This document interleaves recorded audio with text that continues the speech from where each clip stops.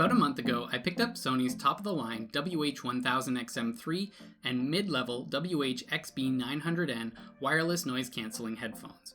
And while there are some noteworthy differences between the two, with the 1000XM4's excelling in build quality, sound clarity, and noise cancelling, and the XB900Ns having stronger bass, more responsive controls, and improved ambient pass-through, I found myself contemplating what Sony's next-generation WH-1000XM4's will be like, and if it's worthwhile waiting for them. A sentiment I'm sure many are sharing, as both existing headphones have been on sale intermittently, and Sony recently filed for the XM4's with the FCC. So here are my thoughts on what we can expect from them.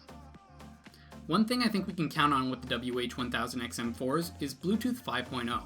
This was noticeably absent from the XM3's and even the XB900Ns, but has become the standard for wireless headphones for its improved range and data transfer rates, as well as multi-point connectivity to allow headphones to seamlessly connect to different devices without re-pairing.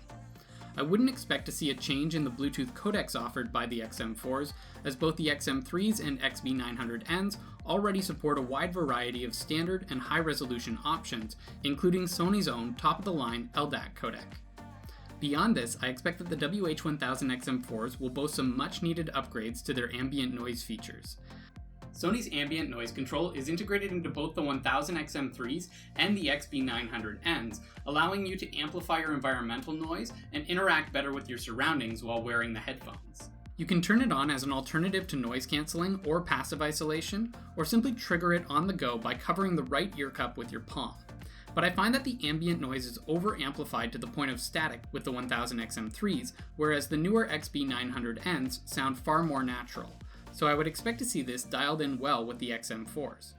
The XB900Ns also feature better 2-point discrimination on the right ear cup's touchpad, allowing you to trigger the ambient pass-through feature much faster and with less effort than the 1000XM4's, resulting in a more fluid experience.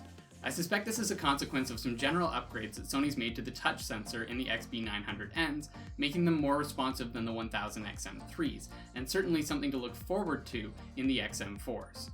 Two things that I would like to see on the 1000XM4's would be the ability to set the intensity of the palm-triggered ambient mode, as well as a more blended transition between noise cancelling and ambient pass-through. Currently on both the 1000s and 900s, you can control the ambient intensity using Sony's app, but it mostly just dials back the environmental amplification, with the noise cancelling engaging quite suddenly at the low end. I much prefer how Microsoft blends this scale with their Surface headphones, allowing you to dial in the isolation and ambience much more gradually. Bringing these two improvements to the 1000XM4's would be awesome. Given the incredible results Sony's had with the active noise cancelling of the 1000XM4's, I wouldn't expect to see too many changes in their implementation in the 1000XM4's. Here's a quick audio sample I recorded from a lapel mic inside the ear cups while on a plane last week to give you some perspective.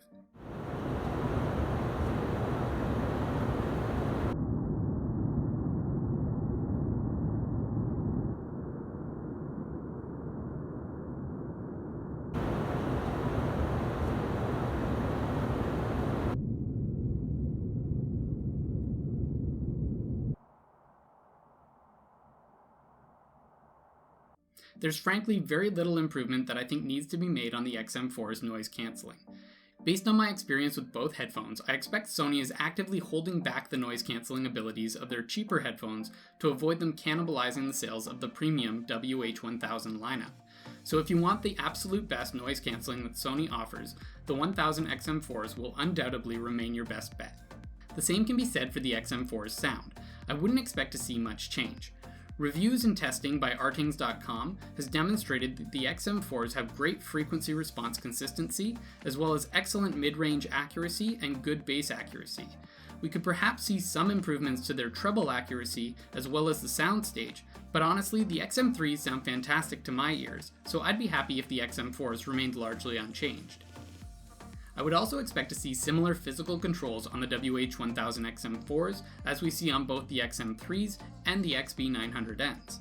I already commented on the improved touchpad of the 900N, which suggests that Sony is investing in that implementation, something I'd be happy to see stay given my experiences with the XB900Ns and the minimalist aesthetic it creates. I also suspect that the XM4's will keep the two physical buttons for power and either an onboard assistant or ambient mode toggling, depending on how you set it up. There's also no reason to expect the XM4s would pivot away from their current USB Type-C charging, the standard 3.5mm line-in, or the NFC pairing options. With the integration of Bluetooth 5.0, we can expect to see a bump in battery life, but if the 1000 XM4s can simply match the 35 or so hours of active noise cancelling I've seen from the XB900Ns, while maintaining the fast charging from the 1000 XM3s, I'll be very happy. And I think that's a fair expectation. My only other hope would be that they transition from announcing battery percentage to the number of hours of playback left, like we've seen Windows do with the Surface headphones and Bose with the NC700s. It's just more useful and intuitive. The look of the WH-1000XM4's is one of the most uncertain domains for speculation. For the past few years, Sony's headphones have all sported the same sleek but simple look that's reminiscent of headphones from the past decade or so. Nothing too bold.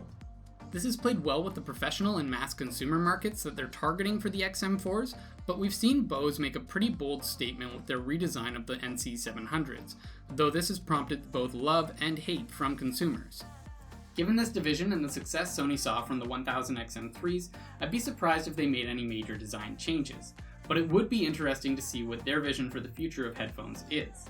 I expect to see some minor tweaks to the XM4's ear pad stitching, like the 900Ns, to create some more room for bigger ears, as well as some material changes to the plastic headband caps, which have been reported to chip after some wear and tear.